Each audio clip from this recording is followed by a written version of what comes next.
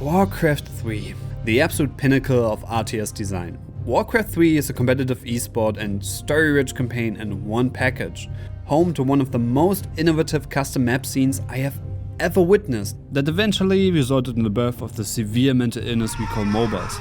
This game has been one of the titans of my childhood, right up there with Wind Waker and Speedy Eggbird. Look at this new character! And now, 20 years later, all I do is play Random Farm TD. But what is Random Farm TD exactly? For the 3 people that watch my videos that have no idea what a TD is, or that associate the term with the seminal German krautrock group Tangerine Dream, please, have no worries, I'm gonna explain everything.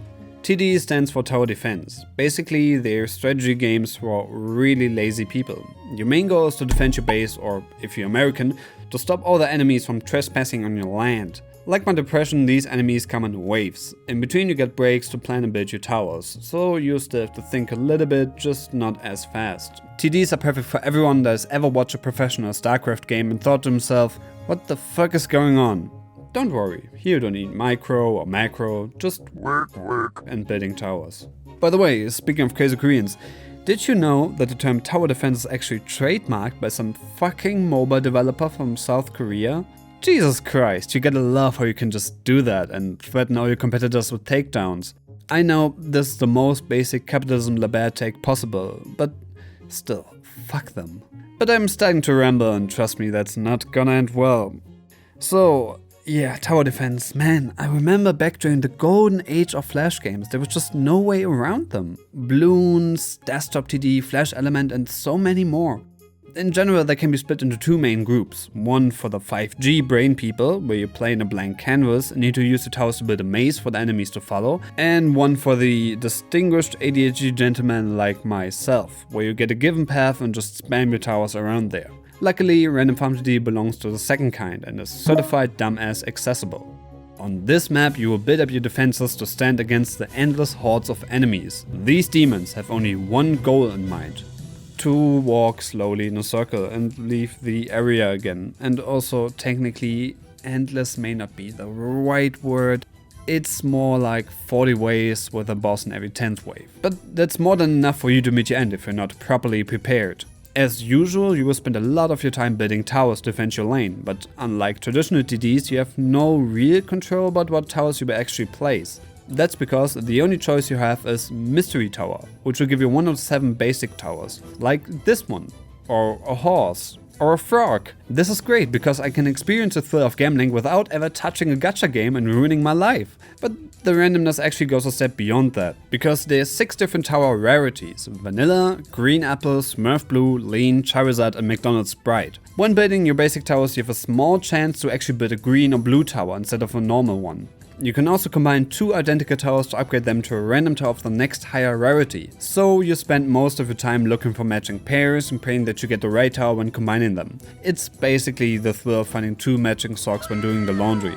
Okay, so you got gambling, doing your laundry and tower defense. Great combination so far. But let's talk about the farming part, because I think all the Midwestern boys are starting to catch on that this review has nothing to do with actual agriculture, so hey, here, have some nice tractor pictures. Starting from the second round, you can spend your wood to plant different crops. How does wood transform into these plants? I don't know, but I imagine it's something to do with alchemy, and some doors should stay closed. So don't worry about it.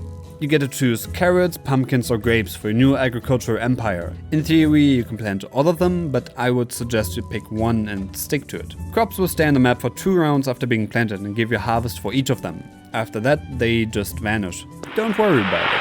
Some rounds in, you begin to hoard big amounts of whatever crop you have chosen. So what do you do with them? Well, I usually stuff them in my pockets, but you can also just sell them. Welcome to the crop market. This is the stock market simulator part of the game. Yeah, I didn't expect this map to have a stock market either. It's great, because as with the actual stock market, it is completely random and absolutely unpredictable. And if anyone is telling you otherwise, he is probably scamming you. Well, apart from me, because I offer you the one-in-a-lifetime chance to buy my course, How to Beat the Crop Market, for only $59.99. But let me tell you a little secret up front, just for you. The prices for which you can unload all your vegetables will be chosen randomly each round. You can't manipulate the RNG itself, but you can get a stacking bonus depending on how many of a certain crop you have planted, as well as a 20% upgrade to crop prices at certain points in the game. Fishing. Yes, this map has fishing as well. Fishing is yet another form of gambling in disguise, because unfortunately there's no fishing minigame, you just cast your rod and collect whatever you get. Big emphasis on the whatever part, because catches will range from different fish to gold, random seeds or wet wood. You can even become the king of fishing, supreme commander of marine animal acquisition by collecting all the different fish. It's like 4. Which brings us to missions. Missions are little tasks you can do in the game to earn additional wood. Missions range from the mentioned king of fishing, to building specific towers, or just being bad at the game and dropping down to 3 lives. Doing missions can make the difference between constantly struggling and living your best life. They also enable you to develop different strategies instead of just mindlessly gambling your life away. My friends and I also like to call the map AFK Simulator, because depending on how your run is going, you will either be in a constant state of anxiety for 30 minutes until you lose the run on wave 37 because you kept building bad towers, or completely steamroll all of it, to the point where you can cook a full 3-course dinner while occasionally checking in to build a couple new towers. But what really blows my mind about this map is that it features a shop and a full save feature. After finishing a map you will get points depending on the difficulty. These can be spent in the in-game shop to buy new skins for your worker. We got all the classics. We got Mario, Yoshi, Rudolph the Red-Nosed Reindeer, and a butterfly. I have no idea who chose these, by the way. Like, there are thousands of amazing looking high quality models out there waiting to be downloaded, but they wanted a butterfly. You can save both your current points and the skins you acquired and load them the next time you play the map. That's absolutely crazy. So, Random Farm DD is probably the best combination of gambling and tower defense I have ever played.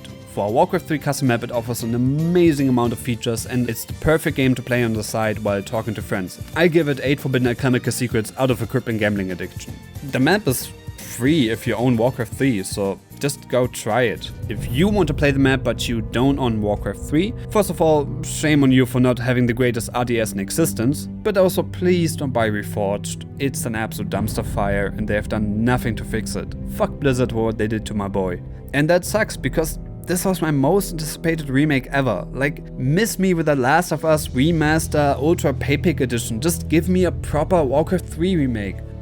You can still play it without supporting whatever they did to Reforged though. Just buy a key from a trusted reseller online or try to get a physical copy for cheap. Just make sure that it's from a trustworthy source and that the code has not been used before. You don't need a TFT key, so only the base game should be enough. You will still need to download all the junk that comes with Reforged if you plan on playing online, but hey, at least you don't give your money to Satan. To be honest, the whole reason I made this video was the thumbnail. I'm not even joking. I had the idea for it while working on a different video, and I felt like a higher power was guiding me to create it. I hope you enjoyed the video. For more divine guided creation, subscribe to my channel. You may not know this, but it's absolutely free, and if you end up not liking my content, you at least get the satisfaction of unsubbing 6 months down the line. Also leave a comment so I can get my daily dose of dopamine. More content to come, see you in the next one.